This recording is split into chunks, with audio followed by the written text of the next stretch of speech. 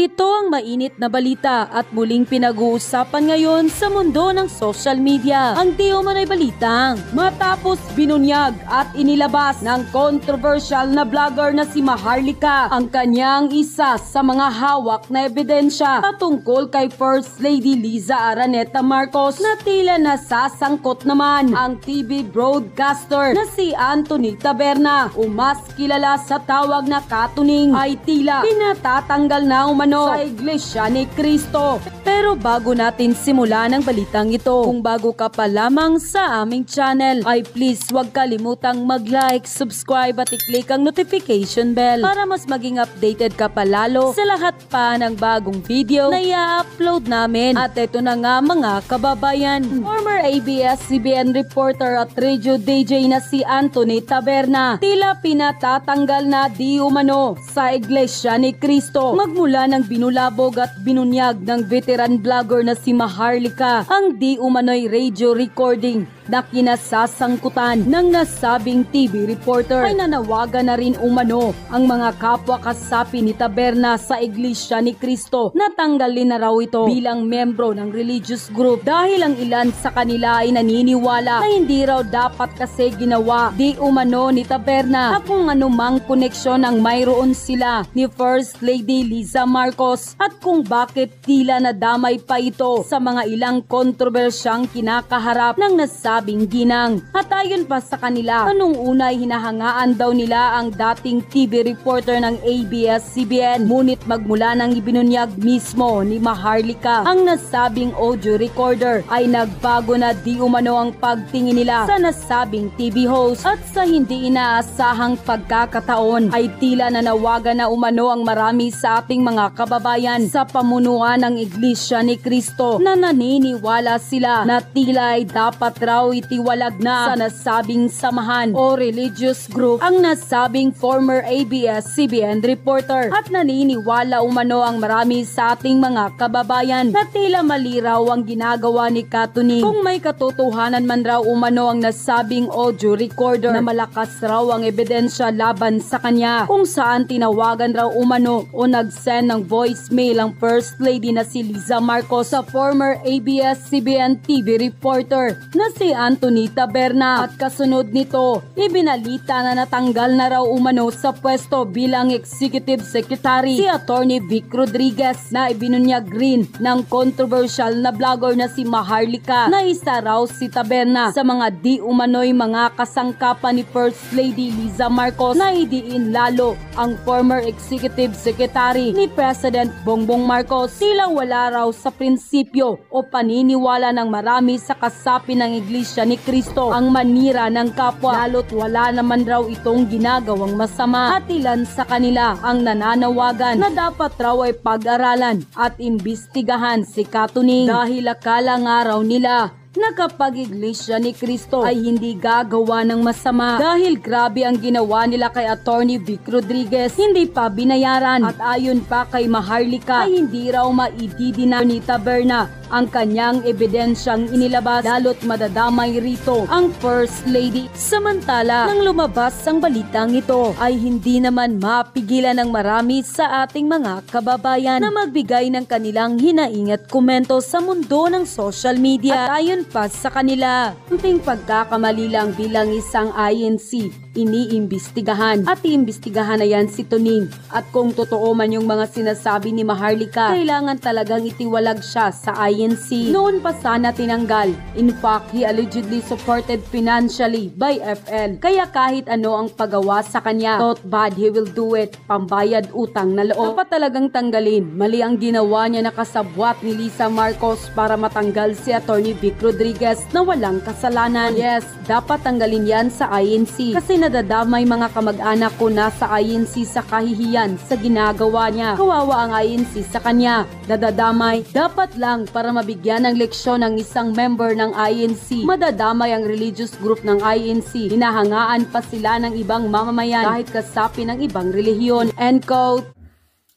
Gusto kong magbigay ng reaksyon dito sa pang-iinsulto ni Katunying sa ating mga minamahal na Dutertes. Pinagtatawanan niya ang mag-aamang Duterte. Okay, may napanood akong video ni Katunying nung nalaman niya na yung announcement ni VP Sara na tatakbong senador si PRRD at dalawa niyang anak. Nako, grabing pinagtawanan niya ito. At I don't know, anong reaksyon niyo? Ako medyo umalma ng kaunti. At ito, mayroong isang DDS vlogger, si Headlines by PBO, Pinoy Views and Opinions. Nako, grabing ano din niya, pag-react. Okay, iparinig ko lang sa inyo yung grabing tawa ni Katunying at konting reaksyon ni Pinoy Views and Opinions. Then ako, magbigay din ako ng reaksyon. Pagtakbo ng tatlong Duterte, mga kababayan. Panoorin po natin, ha? Ano na nangyari? Yan o. Tawang-tawa, pinagtawanan niya, mga kababayan. Parang kiniliti ni Sara de Tamarcos. Ito si Katunying, mga kababayan. Napakayabang. Okay, ulitin ko lang, sa isang ambush interview sa Cagayan de Oro, sinabi po ni Vice President Sara Duterte na tatakbo daw po sa pagkasenador sa 2025 midterm elections ang kanyang ama, si PRRD.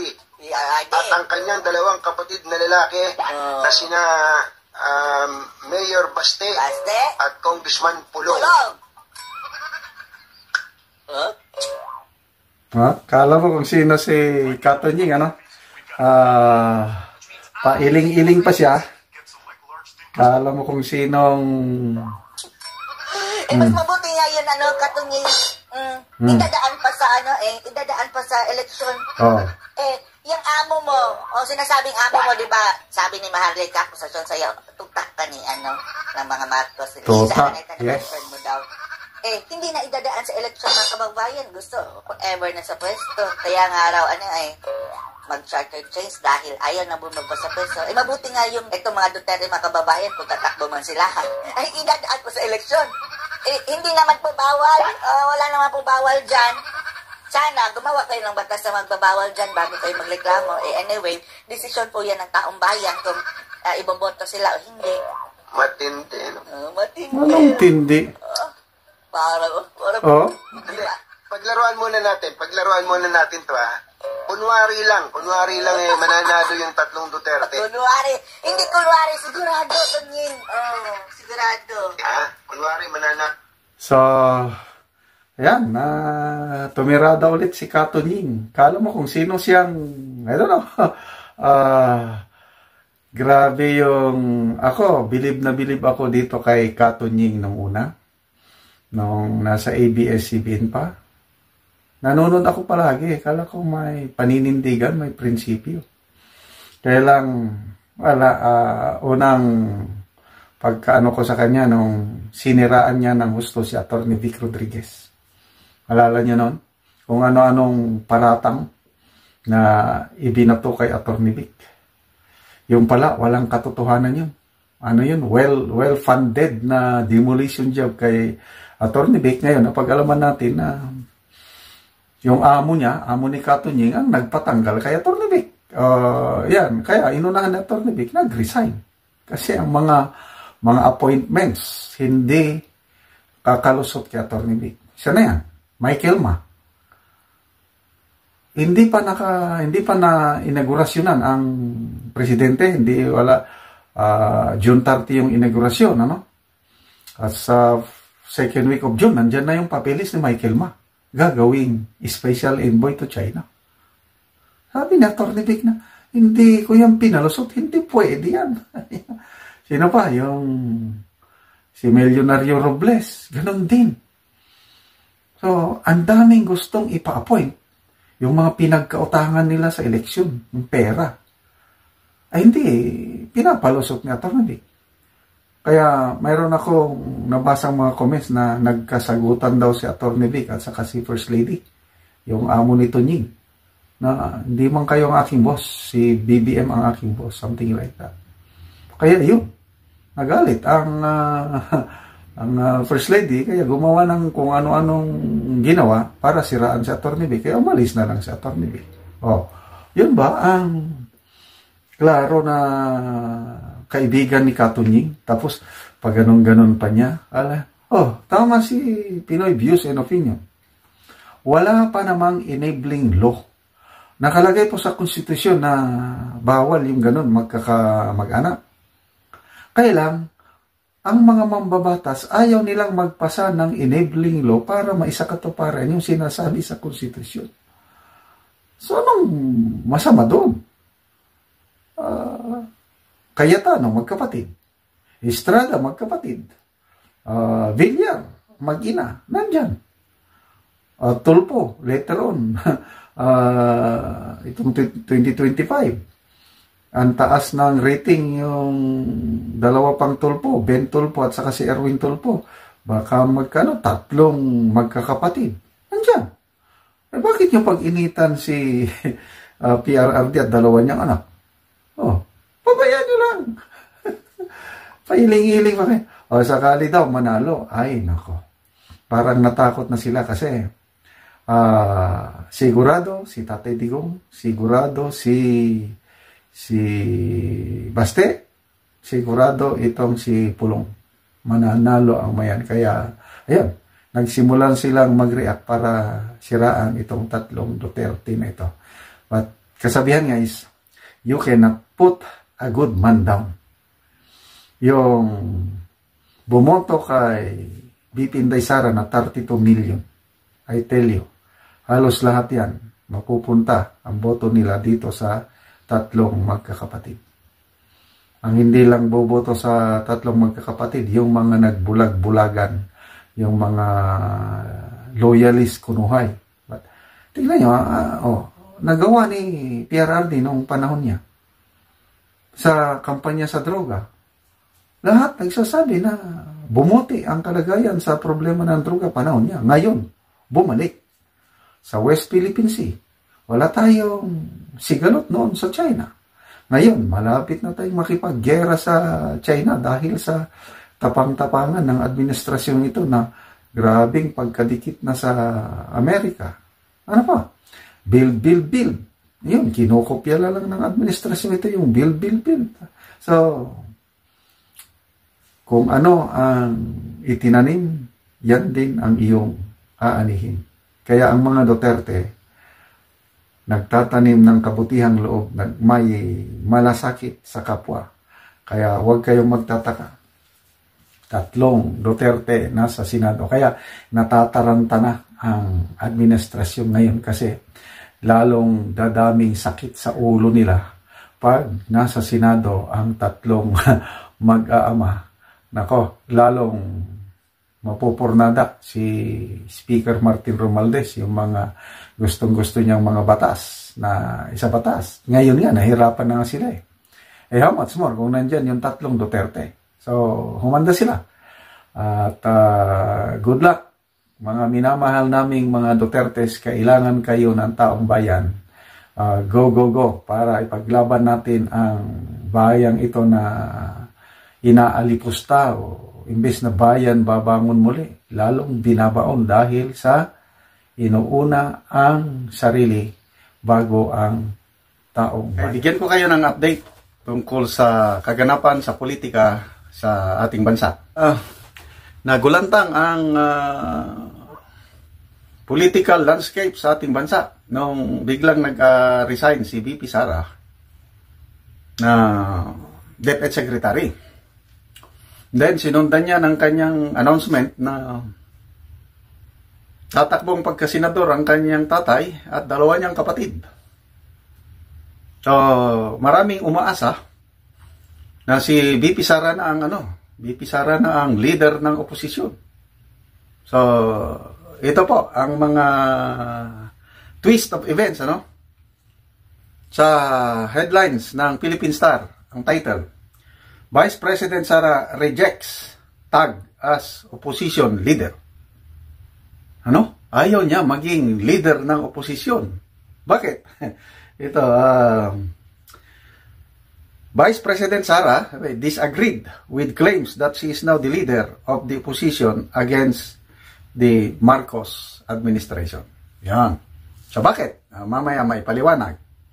And then, Si PRRD, nagsabi na he would not run for Senate seat.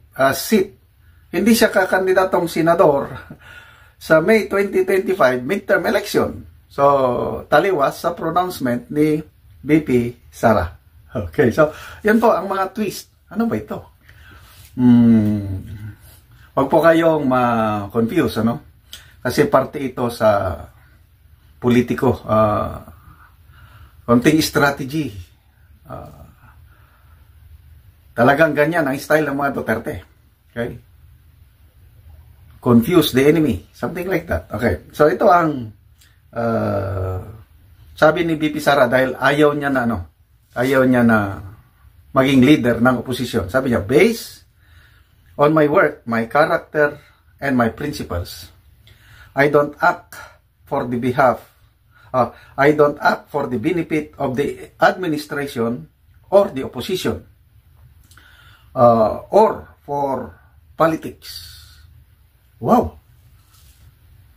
Tingnan nyo character, work, and principles. Ayoko, sabi niya, I don't work for BBM administration, I don't work with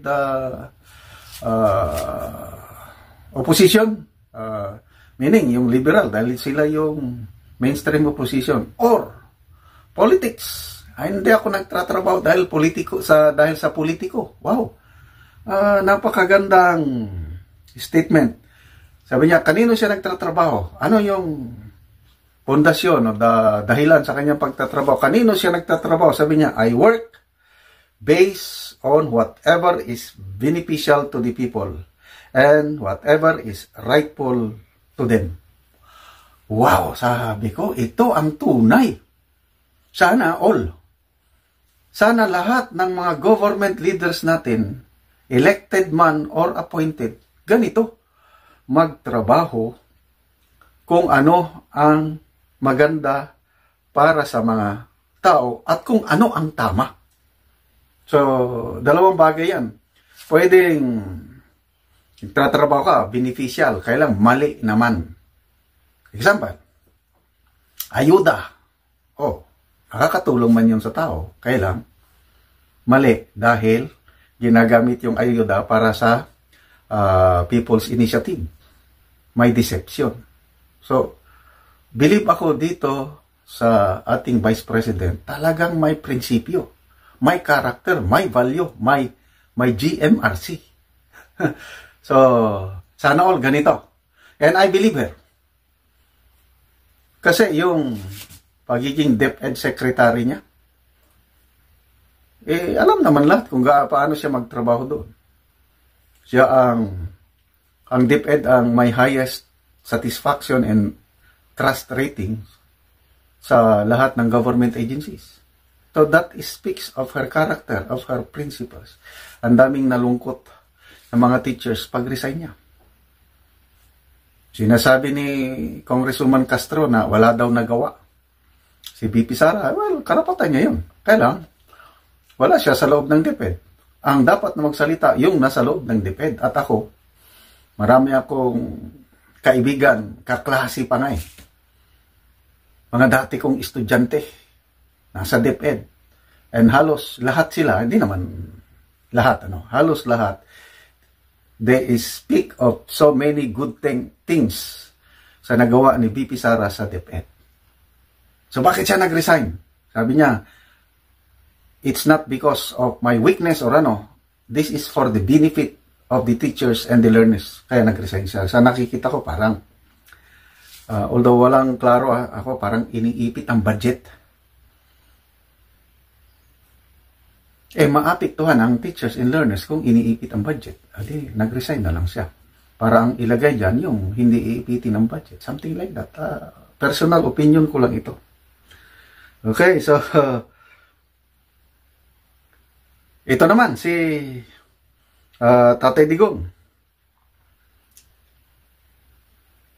Hindi siya tatakbo na presidente.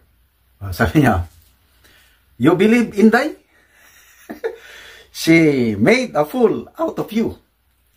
Where can you see a father and his two sons in the Senate? So, doon, may press conference siya sa Tacloban City. Ito, klaro na statement na PRRD. Kailang read in between the lines, ha? Hindi yung kung ano yun na yun. Style digong. Remember, noong 2016, ayoko, hindi ako magkandidato. Kaya at the end, biglang nag-switch, kandidato siya, nanalo. Mga ganun. Sabi niya, I will not return to politics. I'm done. I'm old. I don't have money to spend. Yabang lang. Meron ako. At least inaamin niyang mayabang. Mayabang sa salita. Ano sa tingin niyo? Ano bang edad ni Tatay Digong? 80 na, no? Ang alam ko, nag-80 na. Going 81 siya. Tama ba? Kaya pa ba niya? So, yun ang big question, yung kanyang health, kung kaya pa ba niya. Kaya maybe physical, hindi na, but kung talino, very sharp ang kanyang mind. Puso, lalo na. So, yung katawan lang. So, let's wait and see kung ano ba talaga. Kasi, alangan naman na lulukohin tayo ni BP. Kaya maraming nagsasabi na, huwag kayong maniwala lahat yan. Sabi, sino pang nagsabi? Si ex-Senator Lacson.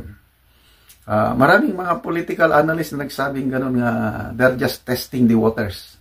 Testing the waters.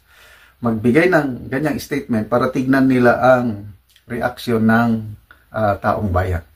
Ano pa?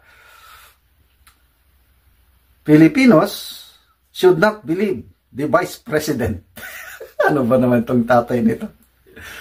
Filipinos should not believe the Vice President because she is just like me. But I have mellowed down since I'm old. Okay. Huwag natin daw paniwalaan si BP Sara. Anyway, yan na po ang style Duterte. Napaka-exciting. Kailang balikan ko yung yung prinsipyo ni BP Sara na hindi ako magtrabaho para sa administrasyon Marcos. Hindi ako magtrabaho para sa oposisyon, liberal.